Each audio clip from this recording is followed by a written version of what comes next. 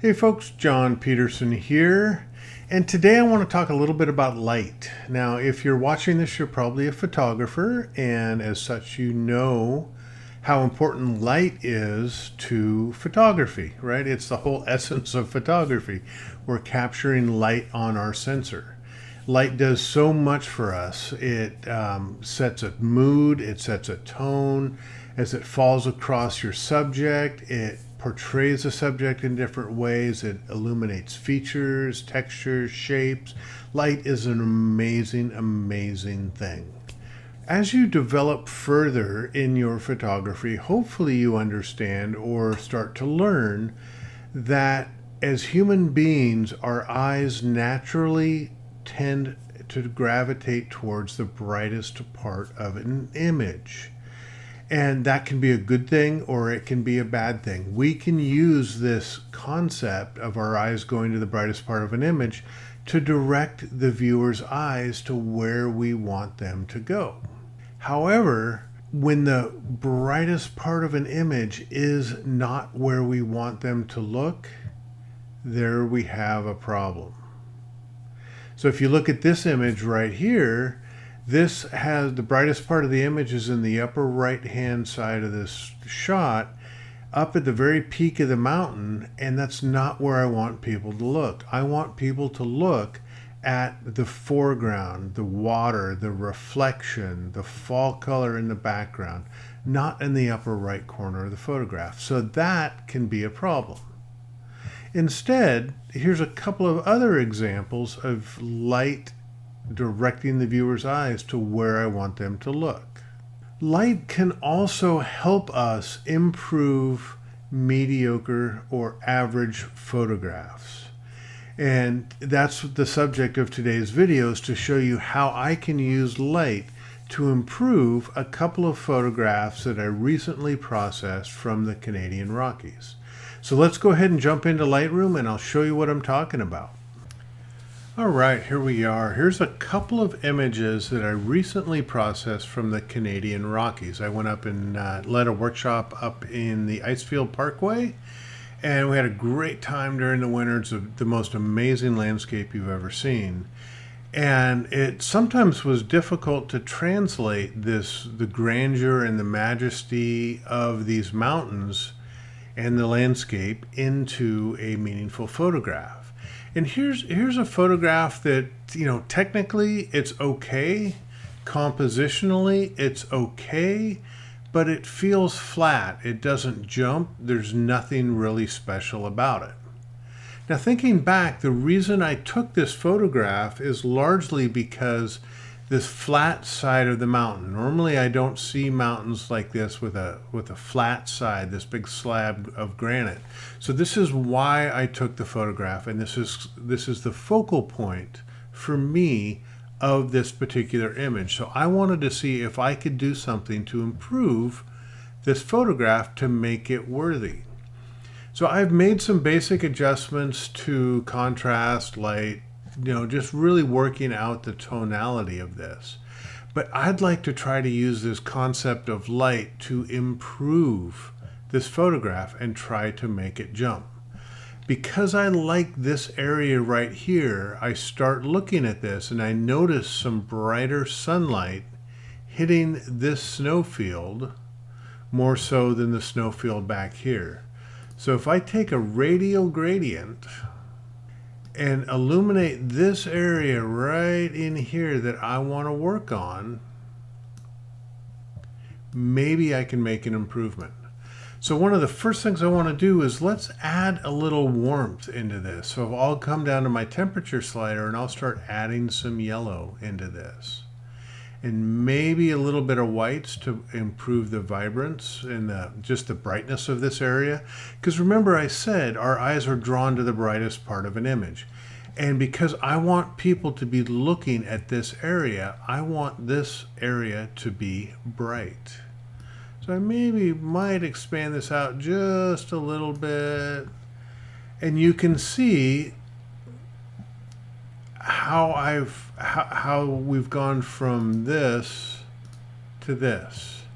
Instantly created a little more attraction into this image. From that cool to warmth and brighter. Now, if I take that same concept and apply just a little bit down here, very subtle, not nearly as much as I did up above, you know, a little bit of warmth and a little bit of brightness, whites into this, I really start to create this concept or this feeling of light, sunlight coming in from the right and illuminating the face of this mountain. So the next one is a little bit more complicated, and to be honest, this is an image that wasn't done technically well.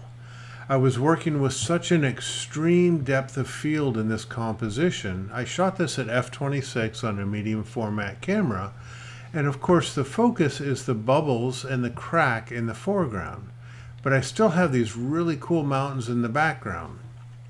However, the laws of physics state that I won't be able to get this and this tack sharp in focus in one frame. I should have focus stacked this shot and I didn't, but I wanted to see what I could do to use light to redirect the viewer's eyes and get them to look at where I want them to look and disregard areas that I don't want them to look at.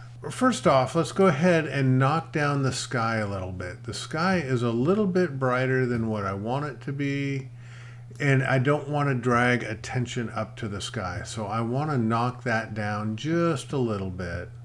And it's awfully blue up there, so I want to add just a little bit of warmth into it.